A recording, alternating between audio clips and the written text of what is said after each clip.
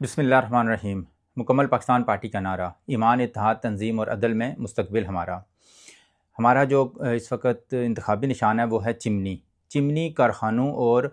کاروبار کو جو ہے نا وہ ریپرزینٹ کر رہا ہے، اور اس کے ساتھ ہماری جو زراعت ہے میں اس پہ بھی آؤں گا کہ زراعت جو ہے وہ بھی تجارت کی ہی ایک قسم بنے گی جس میں روزگار کی بات ہو رہی ہے، ہمارے روزگار کی بات اس میں آتی ہے۔ ہم صرف کارخانوں اور جو فیکٹریاں ہیں اس کی بات نہیں کر رہے، ہم زرعی، کیونکہ ہماری جو ملک ہے وہ زراعت پیشہ ملک بھی ہے اور بہت بڑی تعداد ہماری زراعت سے منسلک ہے، ہم اس کو بھی فوکس کریں گے انشاءاللہ، اور کسان برادری، کسان جو ہے وہ ہم چاہیں گے کہ وہ بھی ہمیں سپورٹ کریں، اور ہم بھی یقیناً ریوارڈ میں ظاہری بات ہے ہمیں انہیں انسینٹیو دلوانے پڑیں گے، کیونکہ پاکستان میں اس وقت 25 کروڑ عوام سوائے چند گھرانوں کے سب پریشان ہیں اپنے روزگار کی وجہ سے خاص طور پہ۔ اس کے بعد میں آج بات کرنا چاہ رہا ہوں الیکشن کی۔